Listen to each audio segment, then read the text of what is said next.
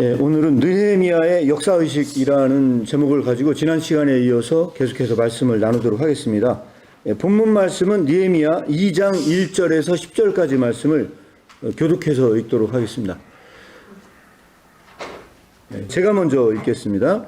아닥사스다 왕 제20년 니산월에 왕 앞에 포도주가 있기로 내가 그 포도주를 왕에게 드렸는데 이전에는 내가 왕 앞에서 수심이 없었더니 왕이 내게 이르시되 네가 병이 없거늘 어찌하여 얼굴에 수심이 있느냐 이는 기련 내 마음에 근심이 있으리로다 하더라. 그때 내가 크게 두려워하여 왕께 대답하되 왕은 만세수를 하옵소서. 내 조상들의 묘실이 있는 성읍이 이제까지 황폐하고 성문이 불탔사오니 내가 어찌 얼굴에 수심이 없사오리까 하니 왕이 내게 이르시되 그러면 네가 무엇을 원하느냐 하시기로 내가 곧 하늘의 하나님께 도와하고 왕에게 아뢰되 왕이 만일 좋게 여기시고 종이 왕의 목전에서 은혜를 얻었사오면 나를 유다 왕 나의 조상들의 묘실이 있는 성읍에 보내어 그 성을 건축하게 하옵소서 하였는데 그때 왕고도 왕 곁에 앉아 있었더라. 왕이 내게 이르시되 네가 몇 날에 다녀올 길이며 어느 때에 돌아오겠느냐 하고 왕이 나를 보내기를 좋게 여기시고 내가 기한을 정하고 내가 또 왕에게 아뢰되 왕이 만일 좋게 여기시거든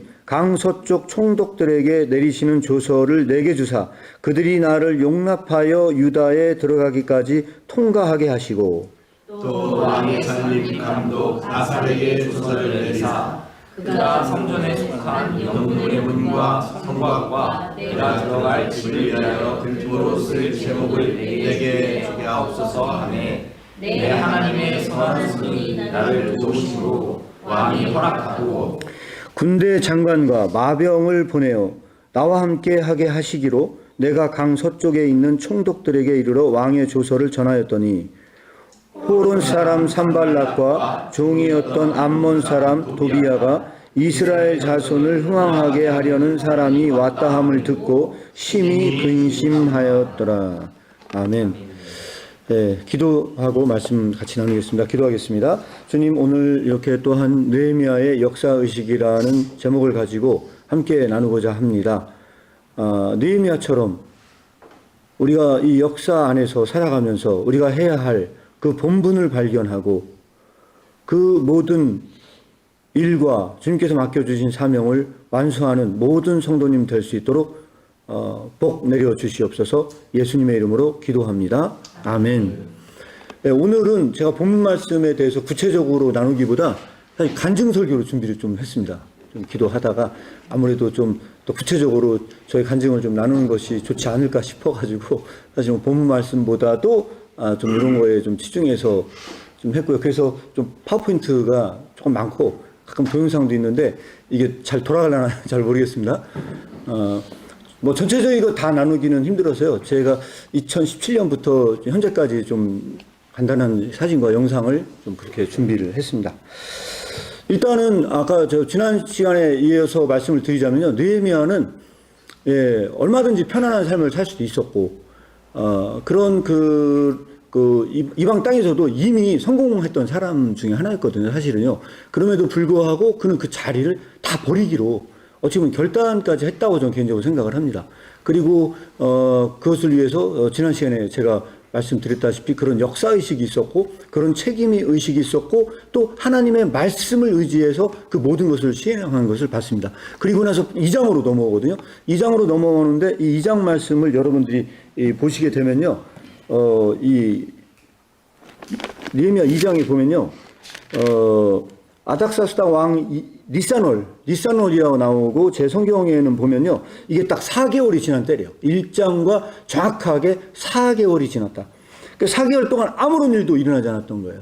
아무런 일도 일어나지 않았는데 어쨌든 보니까 내가 병이 없거든 어째 얼굴이 수색하느냐. 저는 뭐 성경에는 분명히 나오지 않았으나 제 개인적인 생각이에요. 제 개인적인 생각은요. 이 느헤미야는 기도의 사람인 것 같아요.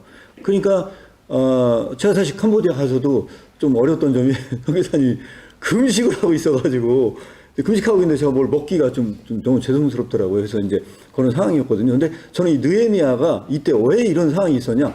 아마 금식 기도했던 것 같다는 생각이에요. 그래서 성경에 분명치 않지만 제 개인적인 심중의 확신은 뭐냐면 느헤미야가 너무 이제 심각하게 본인이 고민하다 보니까 금식 기도를 했을 것이다. 그렇게 생각을 하고, 그래서 결국 왕이 딱 보니까 병색이 없는데 얼굴이 왜 이렇게 너는 이렇게 지금 이렇게 문제가 심각하다. 이거는 이 기도의 결과다. 이게 그냥 나온 게 아니고, 그렇게 이제 하다 보니까 마음에 근심이 있음이로다. 이제 이렇게 하면서 그때 내가 크게 두려워했다. 그렇게 얘기하면서 3절에 보니까 왕께 대답하여 왕은 만세수를 하옵소서. 내가 10조의 묘실이 있는 성비 이제까지 황무하고 성문이 소화되었사오니 내가 어찌 얼굴에 수색이 없을까. 내가 이것 때문에 내가 근심을 하고 있다 하고, 이 근심을 하고 있는 것은 다른 게 아니고 이런 문제다. 예, 1장부터 연관돼서 그의 고민했던 것이 결국은 외적으로도 나오는, 왕도 사실은 이것을 물어볼 수밖에 없었다. 그래서 여기에서 전 중요한 부분이 4절도 굉장히 중요한 얘기라고 생각을 합니다. 4절 한번 다 같이 보겠습니다. 시작. 왕이 내게 이르되 그러면 내가 무엇을 원하느냐 하시기로 내가 곧 하늘의 하나님께 묵도하고. 예, 이거는 뭐냐면 이 잠깐의 순간조차도 느헤미야는 기도를 했다는 얘기예요. 정말로 이 짧은 순간에도 느헤미야는 기도를 했다. 이 정도로 지속적으로 기도를 해왔고, 기도하는 사람이 누구였냐? 바로 이 느헤미야였지 않았는가, 이렇게 생각을 합니다. 네, 그래서 그때 결국은 5절부터 뭔가 이야기를 시작을 합니다. 5절부터 뭔가 이야기를 시작을 하는데, 이것은 뭐냐면 왕께 구하되 왕이 만일 즐겨하시고 종이 왕의 목전에서 은혜를 얻어싸우면 나를 유다 땅으로 가게 해달라. 내 땅에 10조와 묘실이 있는 성읍으로 보내서 그 성을 다시 한번 재건하게 할 수 있도록 도와달라. 내가 이것 때문에 지금 수심이 가득 차 있는 거다 라고 하는 그 분명한 목표와 그 목적을 왕에게 제시를 했습니다. 그때 왕후도 곁에 있었는데 몇 날에 얼마나 걸리겠냐라고 얘기했을 때 7절부터 9절까지 구체적인 내용을 설명을 하고 있습니다.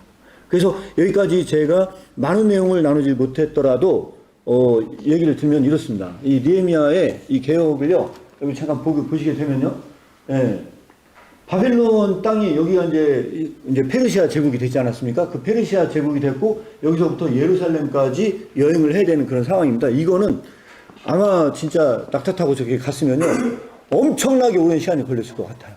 엄청나게 오랜 시간이 걸렸을 것 같고, 예, 이렇게 가는 그 엄청난 그 여정이었습니다. 간략하게 요약하자면 이 지도로 이렇게 볼 수가 있을 것 같고요. 그래서 저는 여기에서 우리가 배울 점을 딱 3가지를 여러분들에게 좀 말씀을 드리고자 합니다.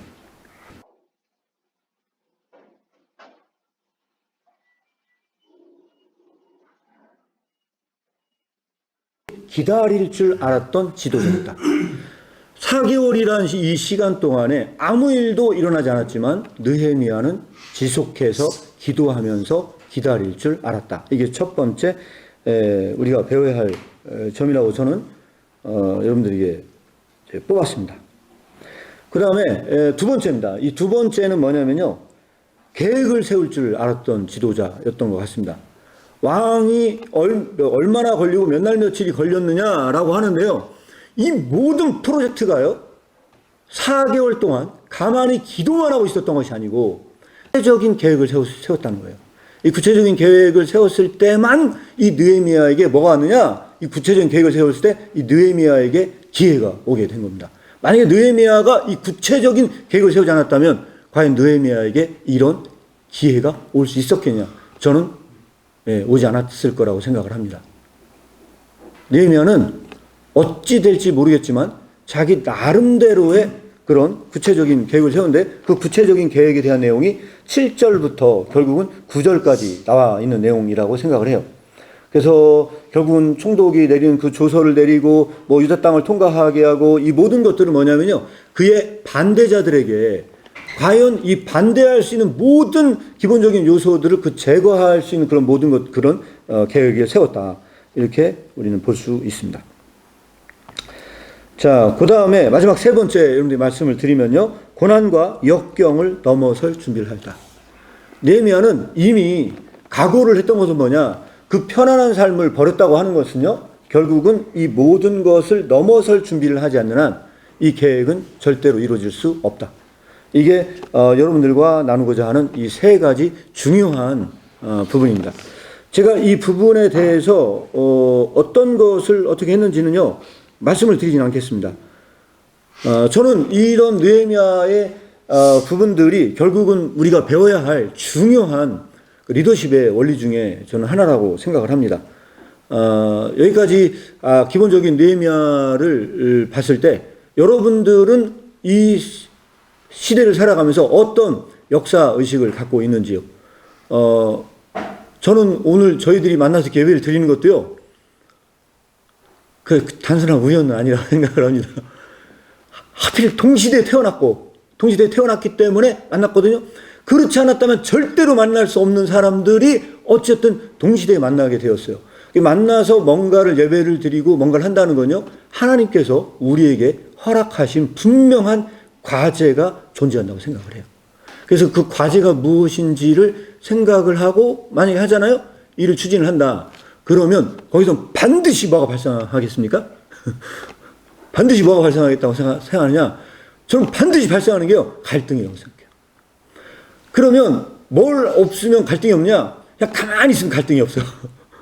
예, 갈등이 없다는 건 일을 하지 않는다는 증거라고 생각을 하고요. 일을 하려고 하면 반드시 무슨 일이든 그 갈등이 발생하게 돼 있다. 그러면 이 갈등을 어떻게 풀어갈 것이냐. 저희들은 가장 중요한 사명은요, 이 갈등을 풀어가는 것이 가장 중요한 사명 중에 하나라고 생각을 합니다. 그래서 제가 오늘 이 부분에 대해서 이야기를 나누자면 아마 밤을 새서라도 다 얘기를 해도 다 나누지 못할 이야기들이 여기 앉아 계신 분들의 많은 삶 속에 있을 거라고 생각을 합니다. 그러나 오늘은 저에게 기회가 주어졌기 때문에 제 얘기를 하고 오늘 말씀을 마무리를 하려고 생각 중에 있습니다. 먼저 제가 말씀을 드리고 싶은 건요, 2017년부터 제가 말씀을 드리려고 하는데, 이게 2017년 1월 19일에 이 책이 출판이 됐어요. 근데 제가 이 책을 출판을 너무 하고 싶었는데 아무데도 출판해 준다는 데가 없어가지고 사실 출판사 몇 군데를 제가 넣었었어요. 근데 결국 이제 침례교 출판사가, 요단 출판사가 이 침례교 교단이 운영하는 출판사입니다. 그래서 거기까지 다 넣었는데 굉장히 긍정적으로 검토해 주신 부분들이 있었어요. 그런데 그분은, 그 담당을 했던 그 총 리더였던 목사님은 제 책을 너무 내주고 싶었는데 그 회의를 했는데 아니라도 결론이 났대요. 그래서 그분이 추천해준 출판사가 있었는데 그게 이제 샘솟는 기쁨이었거든요. 근데 그분이 이 책을 내주시기로, 내주긴 내주겠는데 요즘에 출판사 너무 어렵다. 그래서 저보고 1,000만 원을 이렇게 책을 출판할 때 비용이 드니까 1,000만 원을 좀, 달라는 건데 제가 책을 너무 내고 싶잖아요. 그래가지고 제 아버님한테 돈이 없으니까 아버님한테 부탁을 드렸는데, 저희 아버님도 사실 이게 금전적으로 이렇게 어려웠던 상황이다 보니까 제 형편으로는 대출이 안 됐고 아버님 이름으로는 대출이 됐어. 그래가지고서 1,000만 원을 대출받아서 책을 냈고요. 그때 제가 요 원서거든요, 요 영어 원서를 붙들고 계속해서 이제 씨름하면서 봤던 거였습니다. 그래서 제가 사진 올렸는데, 물론 요렇게 공부했던 하면서 책을 냈던 것은 전부 다 그대로 다 빚이 됐습니다. 그 생활은 점점 더 이제 어려워진 상황이 됐어요. 그리고 이게 이제 4월 13일이 한결이 생일이에요. 그래서 한결이 생일날 4월 13일날 태어나자마자 바로 태어나자마자 찍은 사진입니다. 태어나자마자 찍은 사진이고요. 그 다음날 14일날 이렇게 누워있던 사진이었고요.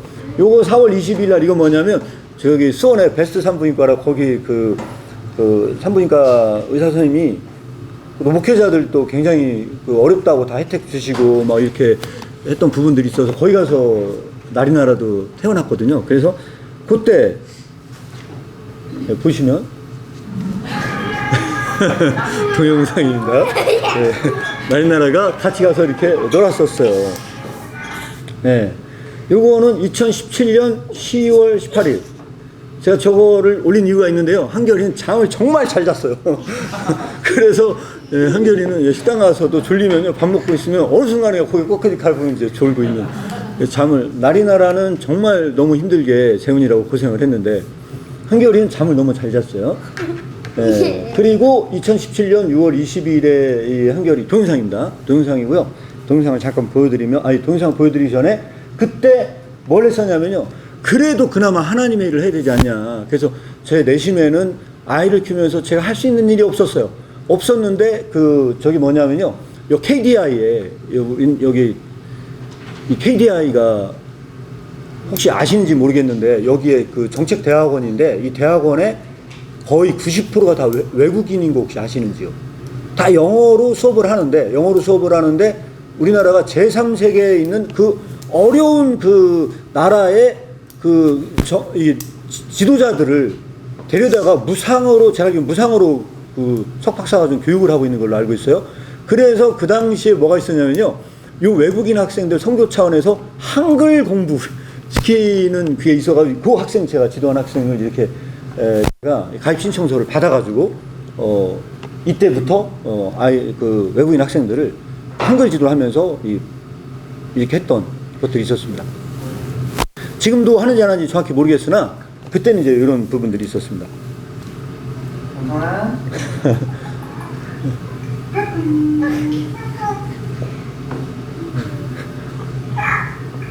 네, 한결이가 이렇게 태어나자마자 얼마 안 됐으니 이렇게 통통했었는데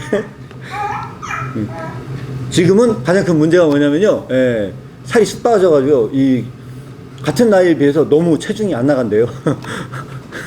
이렇게 됐습니다. 그래서 이게 2017년 8월 18일 날 저희들이 한결이 그 사실은 100일 사진이 늦어가지고요. 그때 한번 이렇게 가족 사진 찍었었고요. 이 학생들이 2018년에 8월 13일에 저희들이 양육하면서 한글을 지도했던 학생들이었어요. 그 나리나라는 이렇게 어렸을 때였고요.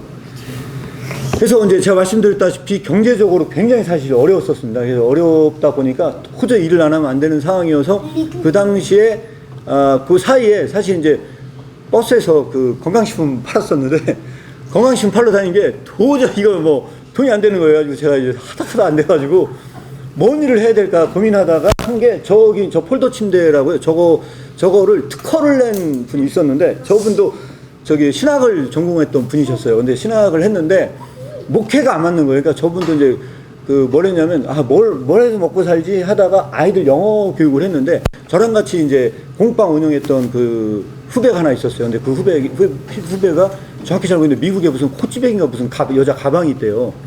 그걸 미국에서 이렇게 넣어줄 테니까 한국에 팔아볼래 했는데 아르바이트로 하려고 했는데 그게 보니까 막 돈이 많이 되는 거예요. 이 후배가. 그러니까 이제 그 알바하는 게 돈이 더 많이 되다 보니까 이제 갑자기 회의감이 온 거예요. 아이들 지도하면서 밤새도록 수업해봐야 돈도 많이 못 버는데 이거 가방 인터넷에 올려서 파니까 너무 잘 되더라는 거죠. 그래서 이 후배가 결국은 다 이제 신학교 다녔던 사람들이었어요.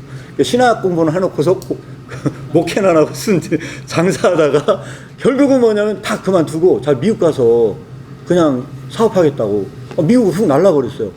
그리고 나서 그 당시에 이걸 특허낸 저 분이 문을 또 이제 꼬신 거예요. 이게 보니까 잘 되는데 내가 미국에서 물건을 대줄 테니까 한국에서 물건을 유통해봐라 했는데 그 당시에 미국에서 의류를 갖다가 막 쫙 뿌렸는데 너무 잘 된 거예요. 그러다가 이게 굉장히 큰 우리나라 경제 위기가 와가지고 그 사업이 잘 안 된 거예요. 이제 그 상황에서 뭘 하면서 먹고 살지 하다가 아이들 그 폴더 침대. 저기 이제 아이들 유아용 침대거든요. 우리 애들이 어렸을 때다 보니까 제가 관심을 갖고 있었고 아이들이 이제 식당이나 이런 데 가면은 방석에다 누이고 하는 거 하다 보니까 저걸 접어가지고 가서 이렇게 누이면 잠을 잘 수 있는 이런 거를 아이들 내서 이제 디자인 특허를 낸 거예요. 나보고 이제 팔아볼래냐고 그래서 전국으로 저걸 다니면서 하는데 좀 이게 팔렸습니다.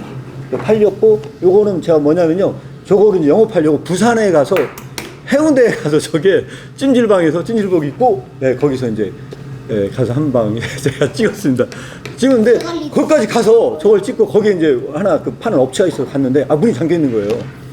그래서 부산까지 가가지고 거기 갔는데 또 문이 잠겨 있으니까 너무 이제 황당하더라고요. 그래서 제가 이제 밑에다가 이제 쫙 이제 저희들 업체 홍보하려고 다 문 잠겨 있는 데다 집어 넣어놓고 전화 드리고 했는데 그래도 다행인 게 그냥 헛발걸음은 아니었어요. 해운대에 있던 토이맘이라는 그 사장님이 저 물건을 받아서 쓰겠다는 거예요. 그래가지고 또 거래를 튼 그런 기억이 있어서 한번 저희가 넣었습니다. 내가 리드시드하고 그리고 저거는 2011년 11월 18일 저건 뭐냐면요. 경산 맘스맘이라고 그 사장님이 저희 제품 너무 마음에 든다는 거예요. 그래서 저렇게 전시해놓고 팔았었는데 저희 제품으로 매출이 월 300 이상이 나온 적이 있었어요. 300 이상이 나오면 제가 수수료를 많이 줬거든요. 그나마 거기 그 사장님이 저한테 15% 수수료를 줬었어요. 매출이 300이 나오면 저한테 수입이 한 45만 원 들어오잖아요. 그래서 저 매장 하나에서 일어난 매출이 굉장히 많았던 거예요. 그래서 제가 그때 당시에 어떤 생각을 했냐면, 아, 저런 매장 10개만 있으면 먹고 사는데 지장 없겠구나. 그래서 이제 너무 쉽게 생각을 했던 거죠. 그거 진짜로 저렇게 몇 개월 팔았었어요. 저기서. 네, 그렇게 영업을 하면서 다녔던 적이 있었는데, 이게 이제 겨울 돌아오니까요. 사람들이 물건 안 사는 거예요. 이게 다 신생아 용품이다 보니까 이게 문제가 어려움이 있는 거예요. 그래서 정확하게 제 기억으로는요. 추석 이후에 10월 달부터 매출이 급감을 하기 시작을 하면서 도저히 생계 유지를 할 수가 없는 상황에 이르렀어요. 그래서 그때 제 아내하고 또 경제적으로 힘들어서 또 싸웠습니다. 싸우고 나서 제가 홧김에 나갔어요. 나가서 노가대 뛰려고 나갔거든요. 노가대 뛰려고 나갔는데, 그때 처음 알았어요. 노가대 뛰려 나갔는데, 제 대학생 때는 아무 때나 가면 그냥 뛰었는데, 뭘 따야 된다는 거예요. 그래서 제가 사진을 넣었는데요. 넣었는데 저게 건설업 기초안전보험교육 이수증 저게 필요하다는 거예요. 그래가지고 제가 그때 저거를 따러 갔는데 저것도 뭐 한 5만 원 돈 달라고 해가지고서 저기 반석에 가면 지금도 있습니다. 지금도. 거기 가서 건설안전산업 1월 30일 날 저걸 땄고요. 바로 그냥 현장에 이게 투입됩니다. 2월 2일 날. 현장에 투입되는데 이게 하나님의 은혜였어요. 저는 왜 하나님의 은혜였냐면 제가 저거를 유형품 영업을 하려고 사실은 제가 차를 그때 렌트로 카니발을 뽑았었어요. 이제 제가 왜 그걸 했냐. 그 전까지는 제가 그 카니발을 뽑기 전까지는 쏘카 있지 않습니까? 그때 차가 없었거든요. 쏘카나 이런 걸로 그냥 빌려가지고 다닌 거예요. 몇 군데 다녔거든요. 다녔는데 이게 매출이 엄청 잘 나오는 거예요. 몇 번 다녀보니까. 그래서 이거 되겠는데 싶어서 그때 이제 렌트카를 뽑아가지고 다녔는데 이게 이제 뭐냐면 이게 수원이었거든요. 수원이었는데 이 건설 현장에 나가는 분들이 차가 없어요. 그래서 새벽에 딱 나갔는데 대전에서 수원까지 사람을 태우고 갈 수 있는 사람, 차가 있는 사람 손 들어보라는 거예요. 저보고. 그래서 저 차 있다. 그래서 뭐냐 카니발이라고 하니까 이분이 막 좋아하는 거예요. 그만 7-8명 태우고 다닐 수 있냐고. 그래서 제가 7-8명 태우고 다닐 수 있다고 얘기를 하니까 돈을 얼마를 더 얹어줄 테니까 가라는 거예요. 그래서 안 된다. 그 금액은 안 된다고. 내가 잠도 못 자고 그래서 이제 거기서 딜을 한 거예요. 원래 그 당시에 지금은 얼마 받는지 모르겠지만 그 당시에는 12만 원의 그 급에다가 10% 떼고 한 10만 2천 원 정도를 넣어줬었거든요. 그 금액 갖고는 못 다닌다. 더 달라 해서 제가 이제 딜을 좀 했는데 그리고 계산해 보니까 아무리 못해도 13만에서 한 15만 원은 제가 다니면서 벌 수 있는 기회가 올 것 같은 거예요. 이 정도면 됐다고 그래서 이제 거기서 이제 어떤 기름값 하면 이렇게 해가지고서 수원으로 다니면서 제가 10% 이렇게 다녔었습니다. 건설 현장에서 이렇게 다녔던 걸 한번 제가 사진을 찍어서 건설 현장 가서 이렇게 일을 했었어요. 그 당시에. 이거는 2018년 2월 10일 날 이렇게 저희가 했던 일이 뭐냐면요. 저 옆에 세워놨던 봉 있지 않습니까? 저 아이시바 저거를 다 해체해가지고 전부 다 해체해서 그걸 트럭으로 다 옮기는 그 일을 한 10 며칠 동안 다 끝냈습니다. 전부 다. 이거 하는데 투입이 돼가지고 저걸 했었는데 이때가 이제 2월 달이잖아요. 2월 달인데도 아침에 딱 가잖아요. 얼마나 손이 시려운지 너무 손이 시려운 거예요. 저게. 그래서 막 불 피고 막 하는데도 그러다가 해가 딱 뜨잖아요. 해가 딱 뜨면 따끈따끈해요, 이게. 해가 없을 때는 손 시려워도 해가 뜨면은 또 일을 할 만했던 게 있었고요. 요때 이제 날이날 한결이가 커가지고 이렇게 저렇게 손가락발 정도 될 때가 저렇게 됐었습니다. 그래서 이렇게 씌웠었고요. 그리고 나서 요게 이제 그 2019년도 그 해가 이제 2019년이었고 제가 그때 저렇게 하고 나서 2018년에 한 보름 정도 이제 공사장을 다녔습니다. 그 공사장을 다녔었는데 그 보름 정도 다녔는데 2월 20일경 정도에 제가 직장에 취업하게 된 거예요. 그래서 하나님의 그런 놀라운 역사를 많이 저는 경험을 했는데 아까 그 현장에서 그렇게 하고 있는데 전화가 한 통 온 거예요. 그 IT 기업에서 근무했던 그 대흥침례교회 같은 형제였는데 그 혹시 IT 기업에 와서 일할 생각은 없냐고 그러면서 매주 월요일마다 직원들 예배가 진행이 되는데 그 예배 때 설교도 하고 하면서 하면 어떻겠냐고 하면서 와서 좀 상의 좀 해달라고. 당장 가겠다고 지금 노가다 뛰고 있는데 당장 가겠다고. 그래서 이 노가다 하면서 그 당시에 이제 추석 명절 설 명절이었거든요. 그 명절 전에 한번 가서 이제 상의를 했고 명절 후에 취업해서 다니는 걸로 하겠다고. 그렇게 해서 제가 이제 2018년도에 직장 생활을 시작하게 됐고요. 2월 한 20일경 정도부터 직장 생활을 시작을 하게 됐습니다. 그리고 나서 2019년도에 도저히 이게 뭐 책을 내놓고서 그냥 있을 수는 없고 마음은 답답하고 그래서 2019년 12월 31일이라고 저게 신고 연월일이 2019년도 12월 31일이라고 써있지 않습니까? 그리고 나서 여기 보시면 2024년 2월 20일 얼마 전에 주식회사로 바꾸면서 저걸 이제 저렇게 한 거예요. 그러니까 2018년도 2월 20일경에 제가 직장 취업을 했고 2월 20일 정확하게 24년이 됐으니까 저게 만 몇 년 만이니까 19, 20, 21, 22, 23, 24 만 6년 만에 이 법인을 만들게 된 거고요.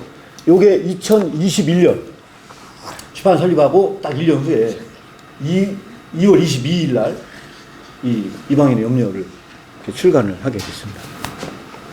그래서 제가 이 말씀을 보여드리는 건 뭐냐면요. 2월 달은 저한테 굉장히 특별한 해예요.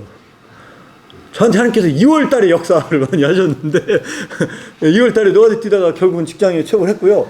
2월 달에 이 책 첫 종이책을 낸 겁니다. 그렇게 하고 2월 달에 2년 후에 2월 달에 첫 종이책을 냈습니다. 네, 그렇게 하고 제가 이제 교회 개척을 준비한 게 2021년 7월 23일 날 여기가 이제 서해안에 놀러 갔다가 한 컷 찍어서 이렇게 올린 거를 여러분들에게 소개를 드렸고요. 예. 이 커피.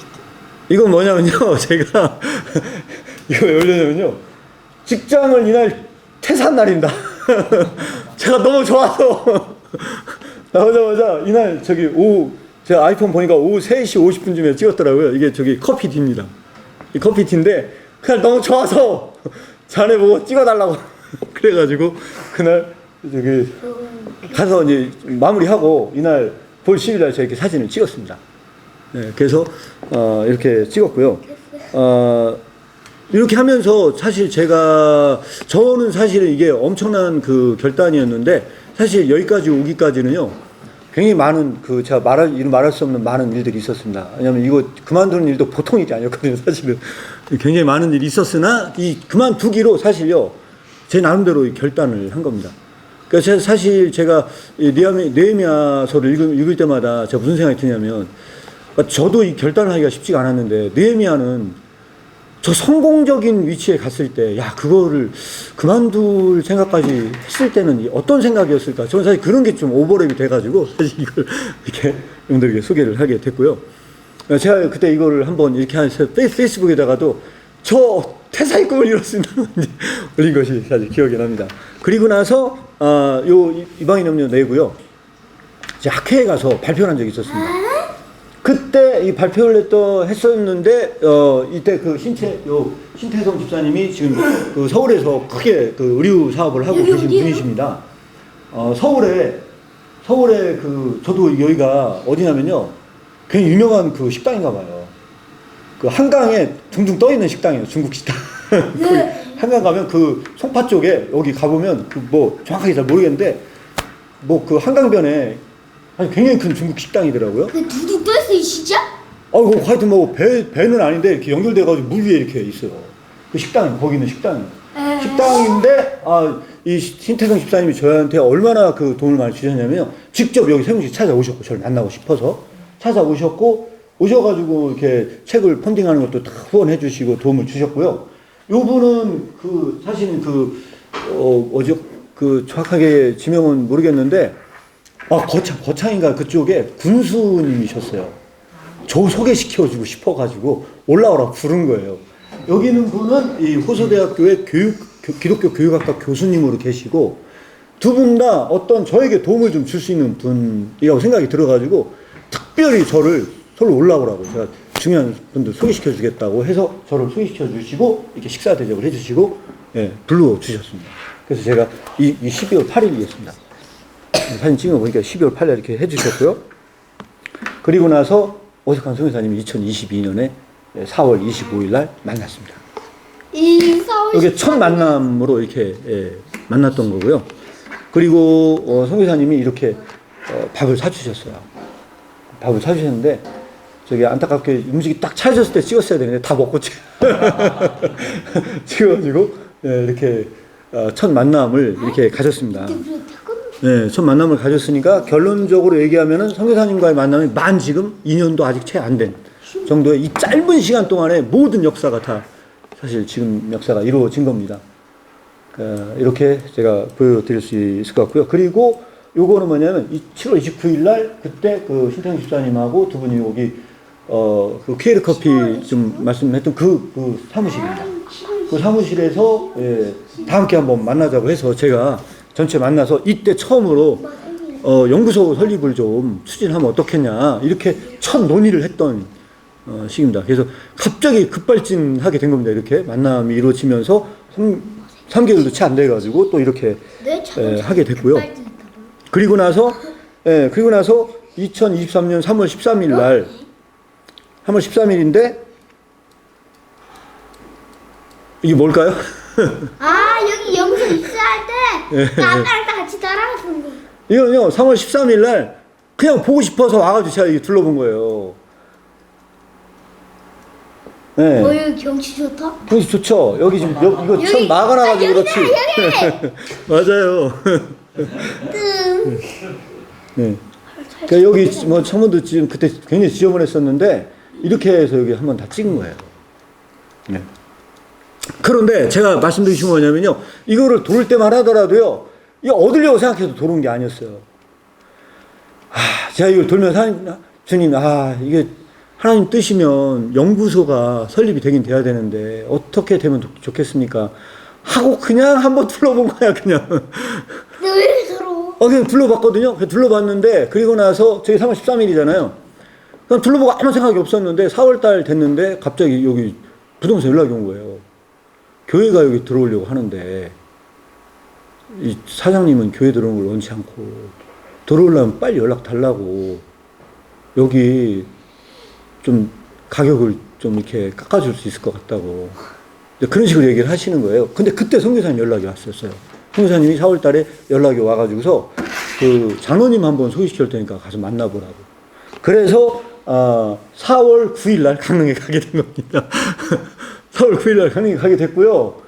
예, 여기에서 이 강릉에서 이 장로님이 이게 이 동해가 보이는 이런 좋은 우리 여기서 수영을 나랑 네, 여기를 얻어주셨어요. 그래서 애들 다 데리고 가서 장로님 나랑 여기서 만났어요. 빠질 뻔했어. 네. 나랑 바닥에 휩쓸렸어. 네, 그래서 여기서 그렇게 만나게 됐고요. 중요한 건 이때 장로님이 여기 왔는데 후원하시겠다고 말씀해 주신 거예요. 저로서는 말도 안 되는 일들이 갑작스럽게 몰아닥치면서 결국은 4월 28일 날 여기를 계약을 하게 됐습니다. 그래서 선교사님 만난 게 2022년 4월 25일 날 만났고 4월 28일 날 이 계약을 했어요. 여기를요. 그러니까 딱 만 1년 만에 4월 달에 이런 일들이 벌어지게 된 부분들입니다. 그리고 5월 4일 날 가구 배치를 했어요. 이때도 굉장히 제 나름대로는 굉장히 많은 어려움들이 몇 가지 있었어요. 그래서 사실은요, 제가 교회를 해야 될지 말아야 될지 굉장히 갈등 중에 있었던 시기였어요. 왜냐면 가정예배를 드려온 지가 만 1년이 넘었잖아요. 그런데 가정예배를 드린 지가 만 1년이 넘어왔는데 이 가정예배를 유지하는 게 너무 저에게는 힘들었어요. 왜냐면 가정예배를 드린데 집에서 예배 드리면 나이날 한결이는 속옷차림이 와서 예배 드린다고 나오고 이렇게 하면은 이게 예배가 안 되잖아요. 그러니까 제 나름대로는 그런 심각한 갈등 중에 있었는데 5월 4일 날 이때도 이제 그런 일이 있었거든요. 왜 아파? 그런데 요 가오차 요때 예. 사형숙 집사님이 연락을 주셨어요. 한번 교회 와보시겠다고. 그래서 제가 그냥 말씀드린 게 아니고 오픈하자마자 딱 하자마자 또 하나님께서 되게 보내주신 거예요. 그래가지고 그날 5월 7일 첫 예배를 여기서 드렸어요. 드렸는데 기적같이 첫 예배를 드렸는데 이때 여기 화분이 그때 여기 왔어요. 첫 예배를 드릴 때 아무도 여기에 뭐 축하한다고 화분 하나 가져온 분이 없었는데 딱 한 분이 오셨는데 그분이 여기 오셨는데 그 전충수 서양숙 집사님이 오셔서 결국은 이제 성도님이 되셨고 그 여기 지금 모임이 이렇게 형성이 된 겁니다. 그러니까 제가 이것만 본다 하더라도 저는 이 하나님께서 인도하심이라고 하는 건요, 갑작스럽게 몰아닥친 전부 다 일들이었습니다. 그리고 나서 7월 22일 날 첫 컨퍼런스를 여기서 이렇게 하게 되었습니다. 하게 되었고요. 그리고 제가 본격적으로 유튜브를 시작한 게 언제냐? 작년에 시작을 했어요. 사실은요. 작년에 제가 1월부터 거의 본격적으로 하게 된 거고요. 이 결심한 건 그 2022년 10월경이었는데 왜 10월경에 제가 그걸 하게 되냐면요. 오신공에 출연을 하고 이 책을 홍보를 하다 보니까 이게 제가 뭘 느꼈냐면요. 페이스북에다 홍보하고 뭐 밖에 아무리 홍보한 거 하고요. 유튜브 한번 딱 나간 거 하고 이 홍보 자체가 스케일이 다른 거예요. 요즘은 유튜브 시대구나. 그래서 그걸 깨달았어요. 그래서 제가 유튜브를 본격적으로 하게 된 겁니다. 그래서 유튜브 저 할 때까지 제가 지금 기억이 정확히 안 나는데 구독자가 300명도 안 됐었어요. 그러다가 1월 달부터 본격적으로 하면서 유튜브 구독자 수가 늘어나기 시작을 하면서 지금 현재 한 1,500명 정도 됐는데 키르케고르로 그 정도 했으면 대단한다고 생각해요. 그냥 웬만한 다른 재밌는 영상 콘텐츠를 했으면 더 많이 올랐을 거라고 생각해요. 근데 이제 이렇게 됐습니다. 그리고 나서 2023년 12월 24일 저희들이 크리스마스 때 이렇게 또 만났어요. 여기는 또 집사님 댁에서 저희들이 모임을 가졌고요. 얼마 전 일이었어요. 자,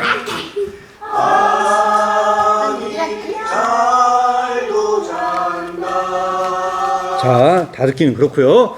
자, 이렇게 해서 여기까지 왔어요. 왔고 이때 저희들이 왔었고 그때 왕현조 형제도 왔었고요. 지금도 왕현조 형제 너무 감사한 게 여기 오고 싶어가지고 와서 예배드리고 싶어 하고 그래서 너무 감사한 건 이날도 왔고 송구영신 예배 때도 왔었어요. 왕현조 형제님이. 그래서 저에게 해준 얘기가 있어요. 어떻게 보내야 의미 있는 시간을 가질까? 엄청 고민을 했대요. 이 한 해를 넘기면서 어떻게 보내야 의미 있는 시간을 보낼까? 근데 이 왕현 형제가 저한테 해준 얘기가 있어요.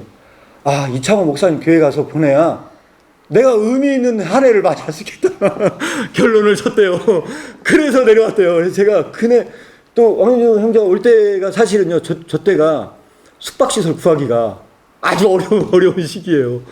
그래가지고 세종시가 여기 다 불법이잖아요. 제가 알기로는 세종시 안에다가 무슨 그 숙박시설 하고 하는 게 다 어려운 걸로 알고 있어요. 그래서 세종시가 뭐가 가장 활성화되어 있냐? 에어비앤비가 활성화되어 있어요. 네. 거기 어디예요? 에어비앤비라고요. 개인 주택에서 이거 막 대여 빌리고 하는 게 활성화되어 있어요. 그래서 세종시 안에는 뭐밖에 없냐? 호텔밖에 없어요. 호텔. 그러니까 방 잡기가 너무 어려웠어요. 그래서 방 잡기가 굉장히 어려워서 왕현종에 올 수 없는 상황이었는데 마지막으로 제가 그 침신대에 그 근무하는 아는 그 전사님 한 분 있어요. 그래서 제가 전화를 드렸어요. 이게 집 구하기가 너무 힘들고 침신대도 이제 안 된다고 하는데 좀 도와줄 수 없냐 그랬더니 그 직원 특가로 아무도 안 된다는데 침신대 게스트하우스를 빌리게 된 거예요. 그냥 그럼 굉장히 저렴한 금액에 그 직원과로 해가지고 더 저렴하게 침신대에서 이렇게 해서 왕원 형제가 누웠었고요. 우리가 함께했던 그런 부분들이 있었어요. 그래서 저는 지금까지 요거를 봤을 때 제 개인적으로 결론을 이게 진 게 이렇게 결론을 쳤어요. 첫 번째 뭐냐면 제가 하나님의 일을 하는데 제가 기다리지 못했다. 제가 그 사이에 어려운 일이 너무 많아서 저는 하나님을 너무 많이 원망을 했다. 그러니까 이런 점은 제가 돌아볼 때 굉장히 많이 반성하는 지점 중에 하나입니다. 제가 적어도 느헤미야처럼 기다릴 수 있었으면 좋았을 뻔했는데 저는 그 사이에 너무 많은 원망을 했다. 그런데 돌이켜 생각을 해보면요, 여러분들이 지금 일어났던 이 모든 일들이 제가 계획해서 된 일인 것 같습니까? 계획해서 된 일이 아니라고 생각을 하십니까? 저는요, 너무 신기한 게요, 이 계획한 일이 아니었어요. 진짜. 이 계획한 일이 아니었는데 약 3년에 이 비즈니스 공부를 하게 됐어요. 이 직장 생활을 제가 한 게 얼마나 하는 게 은혜예요. 제가 노가다 뛰고 있었어 봐요. 계속 노가다 뛰고 있었으면 제가 책을 낼 수 있었을까요? 저 못 냈을 거라고 생각을 해요. 하나님께서 노가다 뛰는 저를 탁 들어다가 직장 생활을 딱 하게 하면서 제가 하는 일들이 뭐냐면 주로 비즈니스 전략을 짜는 일을 했어요. 그래서 거기서 하는 일이 뭐냐면 신사업 전략실에 있다 보니까 거기에서 헛구원만 하는 일이 공부였어요. 공부. 그래가지고 앉아가지고 논문 읽고 공부하고 맨날 그거만 했거든요. 근데 그거 하면서도 제가 하나님 원망을 많이 했어요. 내가 이걸 왜 해야 되나? 궁금했었어요. 사실은 하나님께. 궁금해서 제가 너무 궁금해서 물어보면서도 이게 정말 하고 싶은 공부가 아닌 걸 억지로 제가 그걸 했거든요. 근데 공부를 하다 보니까 아이디어가 생겨서 특허 출원을 5건을 했어요. 인공지능 관련해서. 아, 맞다. 인공지능 관련해서 5건을 출원을 했어요. 아빠가 그 코딩. 네, 5건을 출원했거든요. 그리고 나서 제 아내가 그때 또 그냥 집에 있으니까 그 특허청에서 하는 그 특허 교육이 있었어요. 그래서 그 받으러 다니거든요. 받으러 다니면은 거기서 특허를 내는데 들어가는 일체 비용을 국가에서 내준대요. 그래가지고 제 아내가 이제 들으라고 했고, 그래서 제 아내하고 저하고 막 열심히 노력을 해가지고 막 썼어요. 막 쓰고 다 했거든요. 그래서 이제 했는데 이 중에서 특허가 3건이 등록이 됐어요. 인공지능 관련으로 해서 3건이 등록이 됐고, 그리고 이제 그렇게 하면서 교회를 운영하라고 했고, 그 사이에 이제 출판사를 설립을 하게 됐거든요. 그리고 나서 제가 출판사를 운영을 하면서 시장 조사를 할 수밖에 없게 됐거든요. 그래서 조사를 하다 보니까 제가 그때 배웠던 저 비즈니스 공부가, 아, 내가 이 출판사 운영하려고 내가 이걸 공부를 했나? 그러니까 그때 이제 배웠던 그런 너무 좋은 그 지식 정보들이 있다 보니까 그거로 기독교 출판사를 싹 다 조사를 한 거예요. 조사하고 뭐 도표 분석하고 막 하다 보니까, 아, 이게 앞으로 출판사 운영은 쉽지 않겠구나. 이거는 먹고 살기 힘든 직종인데 내가 안 할 수는 없고 이걸 어떻게 해야 되나 이제 하면서 이제 계획을 좀 세우게 된 거죠. 그래서 이것이, 야, 하나님께서 이렇게 또 쓰시려고 하셨는가 하는 그런 생각을 하게 됐습니다. 그래서 저는 지금까지 돌아오면서 만 3년을 그렇게 했고, 이 출판사를 설립하고 여기까지 오게 됐고요. 그리고 여기에 앉아 계신 분들을 만나게 됐습니다. 만약에 제가 직장을 그만두지 않았다고 한다면, 그래서, 좋은 게 좋은 건데, 아이들 교육도 있고, 안정적인 삶을 찾았다고 한다면, 아마 경제적으로 어려움은 좀 극복했는지는 모르겠습니다. 그런데 그 이후에 많은 어려움도 있었고 여러 가지 있었지만 이런 흥미진진한 경험은 절대로 불가능했을 거라고 저는 개인적으로 생각을 합니다. 그리고 중요한 건 여기 앉아 계신 분들도 만날 수 없을 뿐더러 제가 이렇게 하나님 앞에서 이렇게 의미 있는 일을 찾지도 못했을 것이다. 제가 적어도 느헤미야처럼 가만히 앉아서 기다리는 것은 실패했지만 제가 그나마 잘한 건 하나 있다. 다 버리고 그냥 떠났다. 과감히 떠난 건 있습니다. 그래서 그것 때문에 어려운 점이 있었으나 저는 그것이 제가 하나님을 만나게 되는 그 계기가 되지 않았나, 그런 생각을 하게 됐습니다. 그래서 여기까지 저의 지나온 이 간증을 이야기하면서 전 여러분들에게 기도 제목을 좀 던지고자 합니다. 기도 제목을 던지고자 하는데 그것은 바로 이겁니다. 그것은 뭐냐면 카리스 교회를 통해서 많은 리더가 세워질 수 있도록 다 같이 중보해서 저는 기도해 주셨으면 좋겠습니다. 여기 앉아 계신 분들은 저는 이미 하나님께서 보내주신 동역자라고 저는 생각을 하고 있습니다. 성도라기보다는요, 동역자라고 생각을 하는데, 제가 막상 여기 앉아 계신 성도님들 만나봤을 때는 이미 되어 계신 분들 하나님께서 저에게 보내주셨고, 그래서 저는 이 일을 함께 합력하여 이뤄나갈 수 있었으면 좋겠다 하는 게 저는 바람이고요. 두 번째는 모든 성도가 역사의식을 갖고 그 현장에서 사명을 발견할 수 있었으면 좋겠다. 하나님께서 이 현장에 불러주신 분명히 이유가 있을 것이다. 저는 그것을 분명히 한다면 정말로 할 일이 훨씬 더 많으리라 이렇게 생각이 듭니다. 어제 제가 오숙한 성교사님과 줌을 같이 이제 영상통화를 했습니다. 성교사님이 어떤 책을 지금 내고 싶어 하는데 이 책 제목이 너무너무 좋은 제목이고 오늘날 청년들에게 꼭 필요한 책 제목이에요. 근데 그 책 제목을 저한테 뽑아주셨는데 그 책 제목이 뭐냐면 죽고 싶은 그대에게 라는 책 제목이었어요. 네, 그래서 이제 저는 그리고 이제 그 원고 파일이나 이런 걸 다 주셨는데 제가 이거를 원래는 이제 이 책을 4월 달에 출간을 해달라고 말씀해 주셨는데 제가 이거를 원고를 편집하고 하기에는 4월 달은 너무 촉박한 거예요. 그리고 내용을 조금 더 수정을 하면 너무 좋을 것 같다 싶은 생각이 들었고 그리고 그림이나 이런 거를 그 챗 GPT로 인공지능으로 그림을 뽑았는데 선교사님 이러지 말고 이거를 함께하고 있는 그 형제가 하나 있는데 그림을 직접 그려달라고 하면 어떨까요? 라고 제안을 하긴 했어요. 그래서 어떤 방향으로 갈지는 모르겠어요.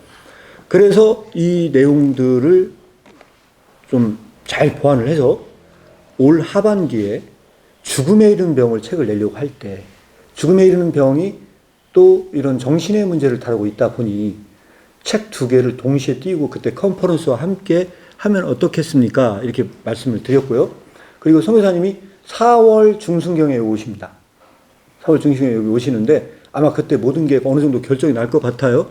제대로 결정이 나면 선교사님이 9월부터 사모님과 예배 출석하시면서 최소 6개월은 여기 계셔야 됩니다. 계셔야 되는 상황이 와요.